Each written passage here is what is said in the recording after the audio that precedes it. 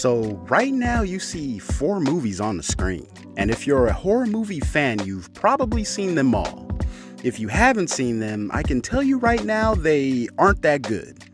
I mean, sure, they're entertaining and some of them are even pretty self-aware or hold some value thematically, but they also lack severely in terms of story or acting and direction, and in some cases all of these. On the surface, I guess what I'm trying to say, they really aren't special films or would be seen as special films. But to me, I see them as very important movies. Horror films are known for a lot of things, but one thing that has kind of become a joke in the black community is that if we saw a black guy on the screen, we pretty much knew he was gonna die at some point in the movie, and in some cases be the first one to go. But in 1997, I saw the impossible. I saw Ice Cube make it through to the end after battling some big-ass snakes for over an hour in the movie Anaconda. And then I saw something else later on. Taye Diggs in A House on Haunted Hill, or LL Cool J in A Deep Blue Sea, and then later on we got Halle Berry in Gothica, amongst many others to come in the future. Now I get it. These are movies. Why should we care who dies in them, especially in horror movies, which is why we watch them. We purposely want to see somebody die. We want to see the characters go. And then the other thing is, why does it matter what color they are? These are all valid questions, but today we're going to be breaking down why black people surviving in horror movies matters.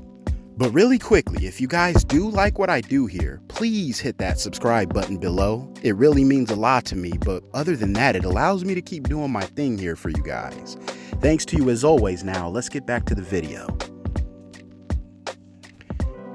Now, I want to stress that the films I've mentioned previously aren't the first horror movies to feature black characters living to the end of the movie. But for me, they were some of the first that I had seen. And per my research, I guess there weren't really too many others prior to this. And I have to admit, prior to the late 1960s, minorities, specifically black people, were rarely even featured in horror movies, which is a part of the problem in itself.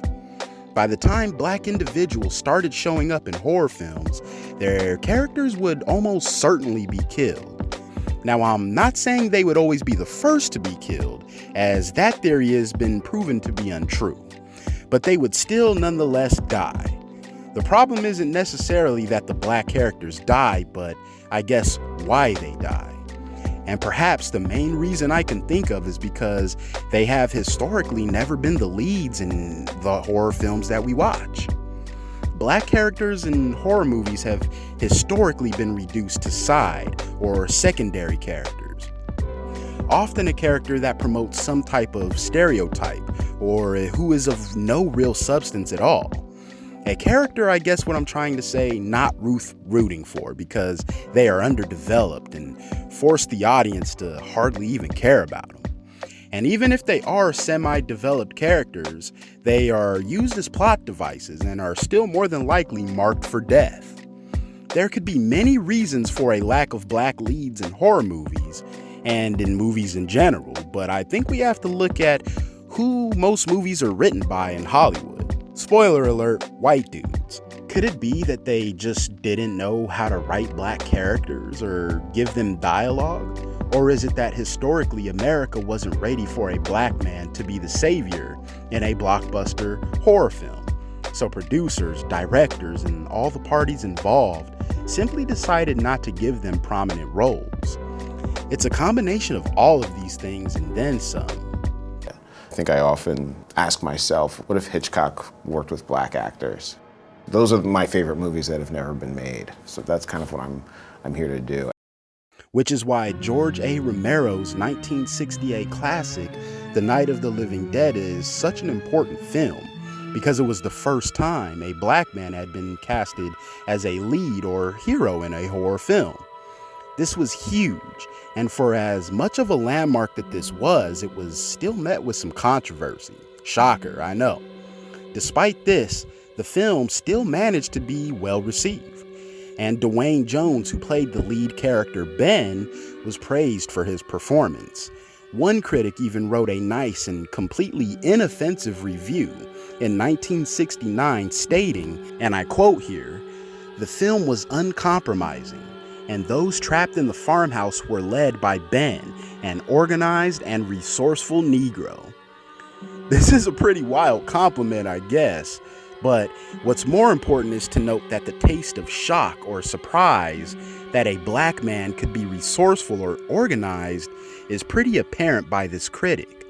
And I would have to imagine that this is because it's something the world had never seen before. And this is why Ben is one of the greatest horror movie characters of all time, and without a doubt one of the most important.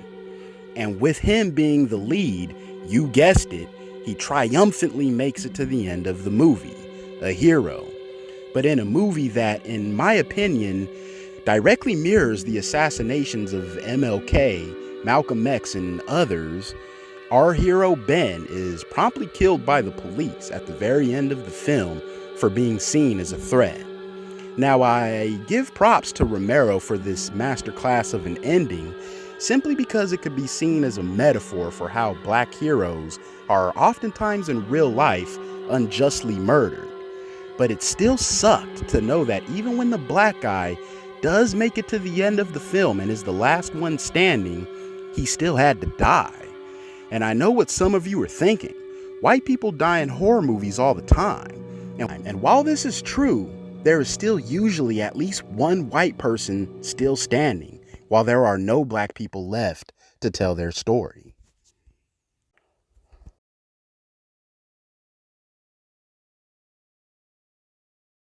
Now, I wish I could say The Night of the Living Dead fixed the black lead in horror films problem, but it didn't.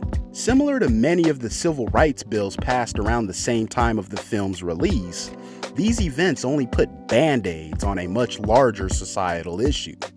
Racism and the after effects of racism were still present after the civil rights era, and these issues were reflected in many areas in society, and film is no exception to this. This is still seen currently. Think about it. How many black leads do you see in films today? And while the numbers have increased, the representation still remains pretty low by comparison, and it remains even lower in horror films. Throughout the 80s and 90s, black actors continued to largely be casted as non-impactful characters whose main purpose was to die.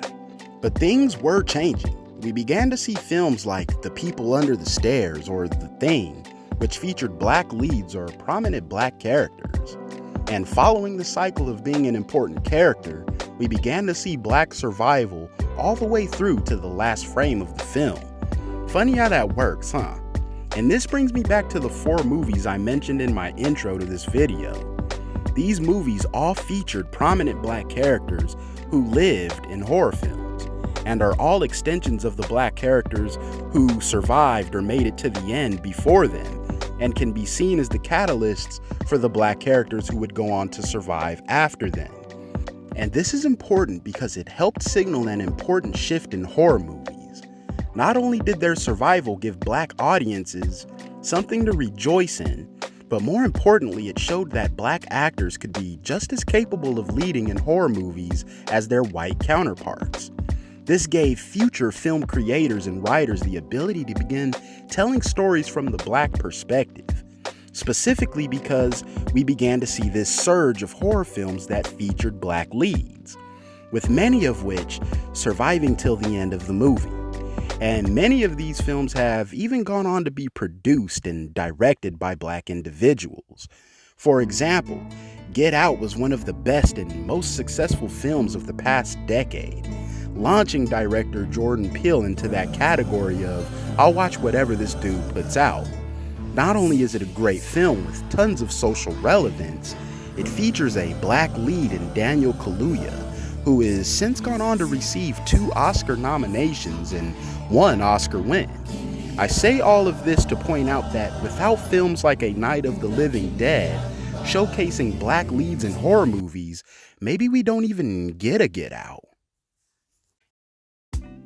In a nutshell, black survival in horror movies directly correlates to more black leads being casted, which then leads to visions and stories being told from a black lens.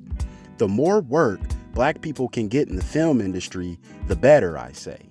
And while our perspectives may be the minority in the US, our stories deserve to be told, especially in genres that we tend to be underrepresented in, like the horror genre.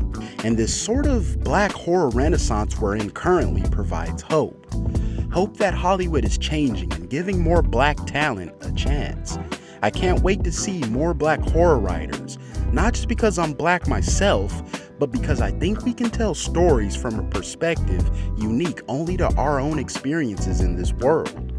So I look forward to seeing whoever the next Nia DaCosta or Jordan Peele will be. Anyways, I wanted to take this time to say thanks for watching, you guys. As some of you probably know, horror is one of my favorite genres. I've been a fan of these movies for as long as I can remember, and Anaconda was the first horror film I saw where the black man actually lived to the end of the movie. Like I said, to some, this may be silly, but this was a pretty important moment for me. And while I'm glad to see that the genre is evolving and becoming more inclusive, there is still a lot of work to do, and there are still a lot of stories that can probably be told from an array of different ethnicities and races and their perspectives. However, I want to hear your thoughts on this. What are some of your favorite black horror characters or ethnic minority characters in horror movies of all time? What are some of your favorite horror characters in movies in general? As always, I appreciate you guys. Don't forget to hit that subscribe button as it keeps me going, and I'll see you guys soon.